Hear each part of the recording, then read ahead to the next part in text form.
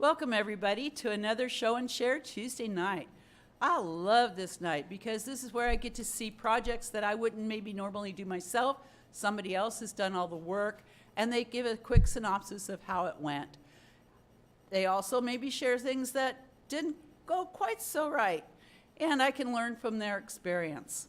So I'd like to start out with Keith, and he has an upcycled object.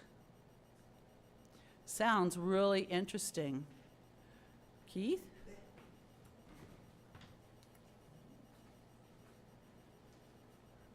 Maybe you guys might have a better name for these things. I'm not entirely sure. A lot of it is recycled objects, but some of it is not. But this was a piece that I put together. I started featuring some of my work at work, and a friend of mine gave me this part of his Honda Fit. I can't tell you exactly where it came from on the vehicle, but he's like, I dare you to make art around that. So that was the kind of origin of the beginning of the piece. And then I also had, see if I can sneak it under here. That kind of sword stuck in that piece of burl wood. That was kind of pre-existing as well too. Those my mother purchased in Spain, I think, sometime in the 60s. They're, I think, from a charcuterie board set. So then I hand burned the tree into it. On the very bottom is kind of a small piece of turned cocobolo with some braided wire that kind of plugs into the bottom of the stone. Not really sure accomplishing what, but I thought it looked neat. And then the top is actually bicycle components for the most part.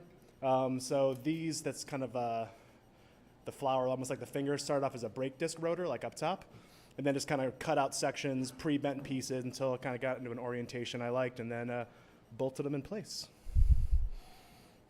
Well, that's it. Oh, this in the back.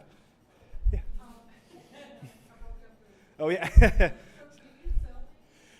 Yes, I meant to be at the show. I was so bummed I missed the one up here. My vacation was abruptly moved out a week, and unfortunately couldn't do much about it. But I'm going to be at the Dogwood Arts tent this Thursday. They have like an emerging artist kind of tent that me and another artist are splitting that I was lucky enough to kind of qualify for that. And been kind of doing some of it, just kind of, I've got a few things up at the bicycle shop I work at, and then I've done a few vendor shows here and there, but kind of trying to get into a little bit more art type shows versus some of the vendor ones, see if I can do a little bit better there, and trying to get like a website together at some point, but extremely primitive capabilities with computers, so it's so hopefully I get there eventually. Oh, and the top was turned out of walnut wood, the little kind of smokestack on the top there. Yeah, thank you. Oh, yes. So, if you said that, I forgot. My apologies. Have you given this a name? No. Yeah, naming them too. Is I used to have a friend of mine who was kind of creative, more with words, but I used to like just challenge him to be like my name generator for pieces. So like the kind of art and then also what to call it is things that I'm still kind of trying to iron out. So I know it's like upcycled art or found object art. You know, oftentimes things like this get lumped in with, but yeah, I'm not quite sure. If you have an idea, I might run with it. Yeah. I was going to also ask, would you call this steampunk because of the... Knocking on that door, I think, with some of the tubing. Yeah, I know a lot of times they like go with a lot of walnut, like dark woods and gold and brass type colors. Yeah, that's something I've kind of meant to kind of like fall into that rabbit hole a little bit because it is kind of like similar animal a little bit too, but I guess it definitely could be. Cool. Thank you so much.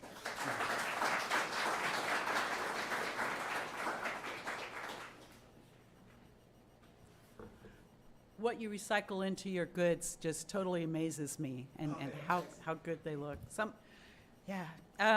Next up is Neil with the wood carving vise.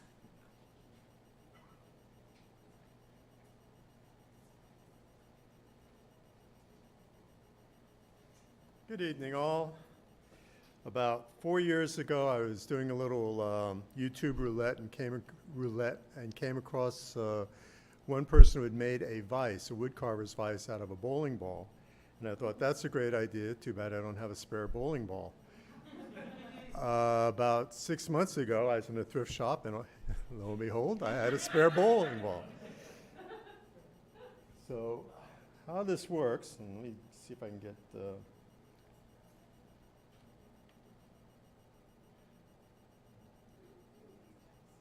Essentially, it's making a wooden base and then cutting out of some plywood something roughly the same diameter of the bowling ball. And then what I did on the top part of the bowling ball, one of the finger holes, I glued in a 3/4 inch by 16 thread per inch bolt, which matches this four independent jaw vise, or chuck rather, off of a lathe. And that's pretty good. I know this, unfortunately, I'm sorry that the focusing on this isn't as great. So one of the things that just seemed to happen naturally was it became more and more adaptive to some of the things I wanted to do. So in this chuck alone, there's quite a few things. Because the jaws are independent, I can clamp into it odd-shaped pieces. And then, don't do that. So there you can see the bolt that's at the top there. And down there towards the lower left, there's a knob that I can actually tighten it down, which will keep the ball from moving. Otherwise, when the bolt isn't tightened down, there's enough resistance in the bowling ball that it's easy enough to move it around, to change the angle, and even turn it around as I'm working on a piece. The other benefit of it too was I do a lot of wood turning, and I can leave the piece that I'm working on the lathe on the faceplate, which is what screws onto the head of the lathe. I can leave the piece on it and then screw it on top of the carver's vise with using various adapters, step up and step down adapters, depending on the thread size that's on the faceplate. You can see there on the left side is a much larger diameter piece as compared to one that's on the top now. So again, here's a good example of a round piece that can be clamped in that vise, or chuck rather, and then also a square piece. And even the scroll chuck that I use on my lathe, I can screw that onto the screw that's attached to the bowling ball, and that gives me an additional function that I can put small pieces as well as large pieces. Right now I'm working on this piece here, which is a piece of maple that I put it on the vise to start filling in some of the wormholes that are in there and be able to move it around. The benefit of the bowling ball being a 16-pound ball gives a lot of counterweight, so I can put this large piece of wood on there. But it surprised me that that piece of wood is about 20 pounds. And even leaned over as much as it is, it's still stable. The next thing I plan to do is to make an adjustable stand for it that I can raise and lower it, so I can either be working at it while I'm sitting down or standing up. Here's another piece that I'm working on that I put it on the vise there so that I could start cleaning out these areas where it's a burl and there's some rough part on it with a lot of small particles of bark, so I'm using a wire wheel on a Dremel to start cleaning out the dust and cleaning out the small pieces of bark. If I had to do that by hand to try and balance an odd-shaped piece, holding the Dremel and holding the piece, it would have been very difficult, and this has made it a lot easier. And that's it.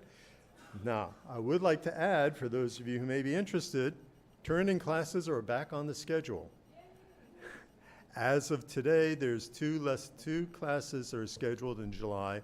One is July 3rd, which is going to be July 6th, which is going to be the introductory and authorization class. It's going to be the basics of wood turning. There will be opportunities for some hand-on during that class. And then in July 13th will be the second class, which is a much more advanced class, which will get into a lot of various aspects of wood turning and what you need to know to just get started. So they went on the calendar today. If you're interested, get there fast. Any questions? Are you going to have to take the first class in order to qualify? Yeah, the first class is an authorization, and rather than having to repeat the same thing in the second class, you'll learn it in the first class. Okay. Yep. So you're talking about it's a great counterweight, so you can push on that. Yeah. On it, and it doesn't move at all. Yeah, I was surprised myself that I could, actually. I was being very careful, and then at one point I got frustrated, and it didn't move. So, How do the clamps how do they independently clamp? Like, what's the mechanism for moving the lathe? on that chuck, let me see if I can bring it back up. Sorry I took it down so quick. I just couldn't tell. I'm not familiar with it, so. Okay. Up here these 4 independent jaws. There's a, let's see if it's, I think it's visible. There's a key. Down here, you can see this key. And that's used, there's a screw mechanism on each of the jaws that you just turn it and moves them in and out. And that's how it clamps down on it. Now, the other ones that are the scroll chucks, those are done either by also what looks like a, the key that you use on electric drill. And that one, the jaws come in all at the same time, go out and come in all at the same time, being a scroll chuck. So that's, again, the versatility of being able to hold an odd-shaped something as opposed to something that's round. Is that? Okay.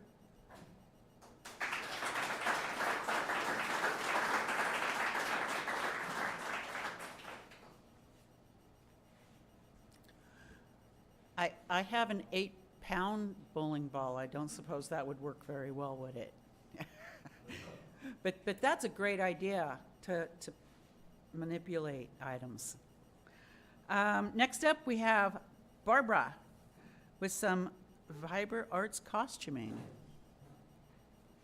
Do you need help holding or? Yeah, no, we're good, I think. Hi, guys. I haven't been around for the last 10 weeks or so because I've actually been working on musical theater, and that's what I wanted to show you guys. We did Beauty and the Beast this past 2 weekends at a Catholic, and I decided to make my own costume because I'm very picky about what I wear. So, this is my costume. Can you hold it on the other side so the camera can? Oh, well, now there's a thought. All right. Okay.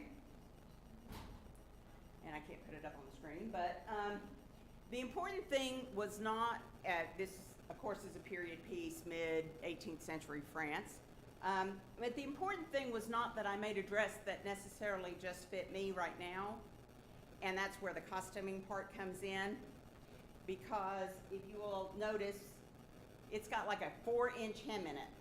So whether you're my height or you are up here, we can make it the right length. But more importantly is that people are not the same width. Heights differ. So what I did on this, because I wanted it to fit various people, and I'm going to turn this inside out so you can maybe see what I've done here, is, and this might not make, it might make some sense, but in the back here, and this is very tedious to turn inside out, but in the back, see if I can get it in here where you can see. Can you see this? Not very well. Zoom out. Zoom out. Help me, Sue. Zoom out. Ah, that way. Okay. Now let's go in here. And if you will see beside the zipper, I have a little tuck here. And what that allows me to do is to, if someone is broader through the shoulders or the chest, I can just let out this tuck. Actually, I put the tuck in when I made it, and then it was too big for me, so I just pulled that tuck in. And that way, anybody that uses it, it's doubled up here at the, you can see it's turned under here, so that I can just open that up and somebody bigger can use it. Because the important thing with costumes is not just the construction, but it's the reusability. Because I don't need this dress every day. I honestly have never worn this to work and likely never will. But I did, see if I can pull this up real quick. I did wear it. This goes, now I can zoom in, right? Ah, this way. There we go. You can see that's me and a fellow actor in costume after the show. So that's how it worked for me, and like I said, now I can alter it to fit anybody else I need to. So that's it. Okay, well, one question that always comes up, Yes, ma'am. how long did it take?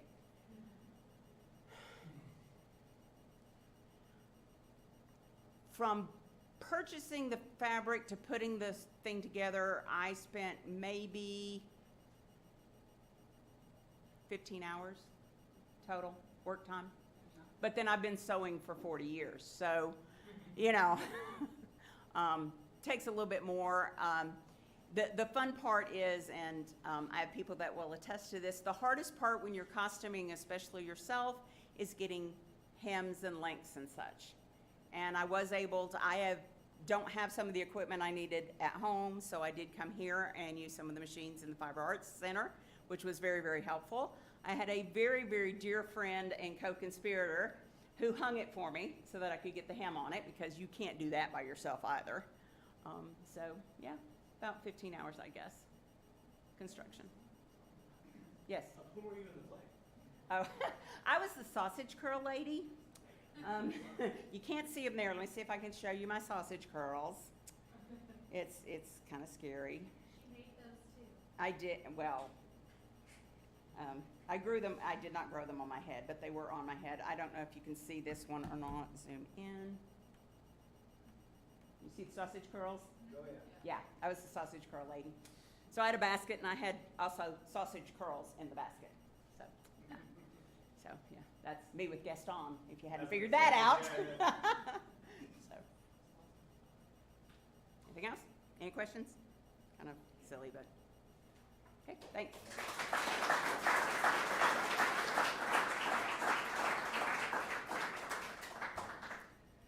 Very inspiring. That's taking on a project you don't see every day. That's for sure. Next, we have Lee with some 3D printing, a PCB faceplate. So I graduated from college in 1981, started working for Ball Electronic Systems in 1984, where I got access to a trade journal, and they talked about this new technology, stereolithography. And here it is, 39 years later, last Tuesday. I think his name was Andrew. He was a taller guy. He ran the 3D printer and printed this file for me. So only 39 years to realize it. But this is a faceplate that holds a card that I designed into a card rack, and the file for this was something that I did in FreeCAD, and it fit sort of line to line, a little tight, and so I actually have spun the design and printed a second one, so I'm well on my way. Did I make it under 3 minutes? All right. But 39 years from hearing about stereolithography to actually achieving one. And if there are no questions, I'm done. Oh, a question. You're going to have to be louder. It means printing in 3D, and nowadays we say 3D printing. But in 1984, that's what the trade journal called it. Perhaps others would know about the evolution of that vocabulary. Yeah, I learned it as stereolithography. Do you know what the word lithography means? That's a fun one. It means writing on stone, and it would have been where you have sandstone and you write with an oil-based ink, and then you wet the rock, and then you can apply ink to the wetted rock and reproduce it. And yeah, stereolithography. All righty.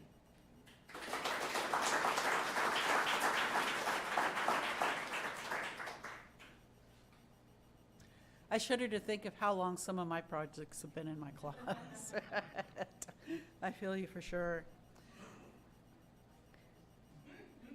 What, Thea? I have a quilt I've been working on for 5 years. A quilt for 5 years. Well, why don't you come up and show us your scrap wood tools? Because that, oh. For those of you off camera, she had a string bit hold on to somebody.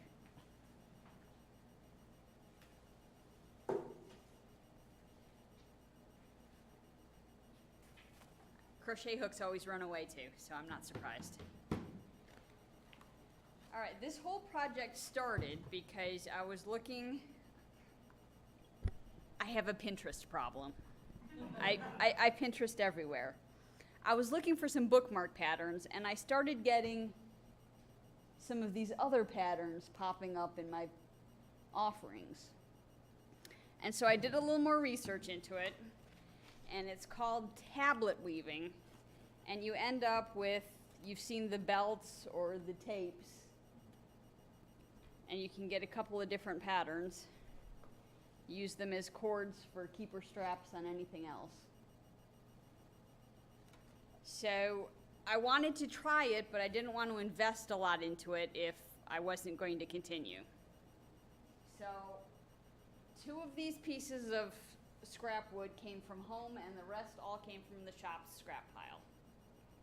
And I have successfully made the first sample piece. And this was really just a test to see how it worked, what it did, and your patterns are determined by how many cards you have. And I didn't know if I want to make a 1-inch piece of trim that I could use on a wrist or a button band for a shirt, how many cards did I need? So now I know that 6 cards give me about 1/4 of an inch. So if anybody has any questions, I'll be hanging around until shortly after 8 over in Fiber Arts, and I will be playing with this today. Any other questions? Can you put it under the camera? Yeah.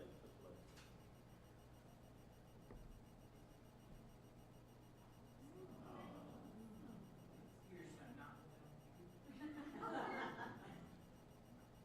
Well, the talk is actually about hit the scrap pile, make prototypes. This was really cheap, easy, and it works. Yes? So how did you figure out how to make it? Did you find a YouTube or something? I don't usually use YouTube instructionals. I did find a picture of something similar, which helped me figure out how I needed to stack my blocks. So I did work off of a picture on Pinterest, but yeah, there was no instructional. Any other questions? Thank you.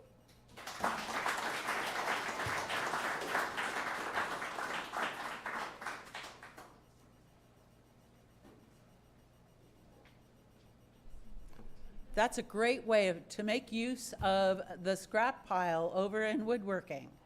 Yeah, I've mentioned before that some people make all their projects just out of the scrap piles or the hack rack. Or, yeah, it's just awesome. A few announcements tonight. We are going to have new members onboarding just after this. But before we get started, I'd like to bring up John Holt. He has a project that's been he's been contemplating, and he thought he'd come here to see if he could get any ideas on how to finish it. Sorry, I'm slow today.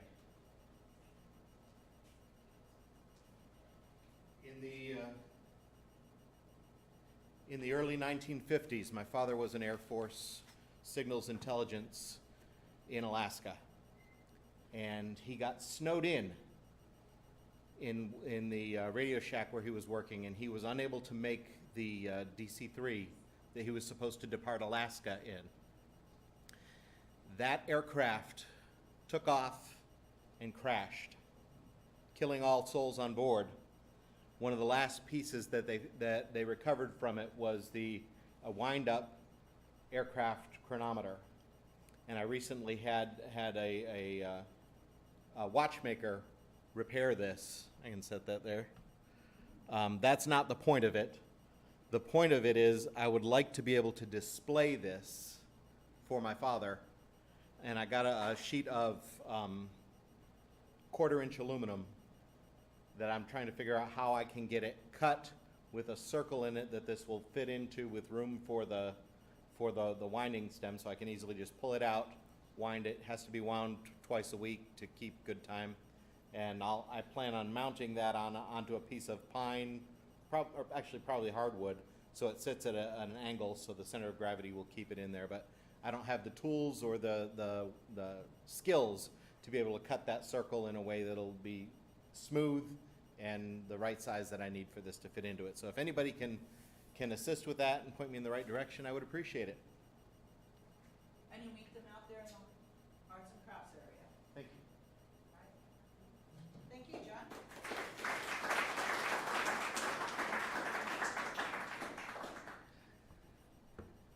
All right, so now it's my turn to ask for help. We need volunteers to empty the trash. Ah, come on. All right, thank you, Daryl. What about changing the air filters? I don't know if they need changing or not. Yes, you in the back. Awesome. I also think, Tony, are we going to try and put that together today? All right, we have a metal cabinet that we would like to put together to house all of our safety gear. And so Tony, he's in the back of the room right now, but he could use some help getting that assembled. So if you have a little extra time afterwards, that'd be greatly appreciated. We also have John Dale working on the laser maintenance. So if you were thinking you might do a little project tonight, no, not tonight.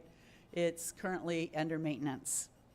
The good news is we hope to have a new tube so it cuts better, right? Yeah. Thank you, John Dale. Are we giving out keys tonight? Will you be willing to do that? I can be giving out keys.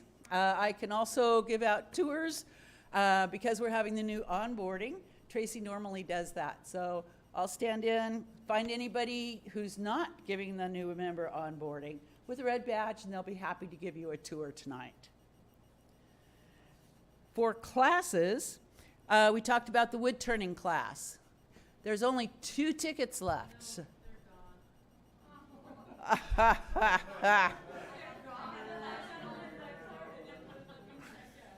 All right, Neil, you did a great job selling that. 10 minutes, that's all it was. Okay. So other classes you might be interested in is the wood authorization class next Tuesday. I talked earlier about how long my talk was. I didn't realize it. We actually have a forum for longer talks, which I'll be checking into next time. But before mine, we're honored next Tuesday. Tracy is going to give a talk on open source, running an open source hackerspace, which you all know we're open source here. And I think that's got all of the announcements covered that I know of. So again, 15-minute break. We'll meet back in here. Thank you all.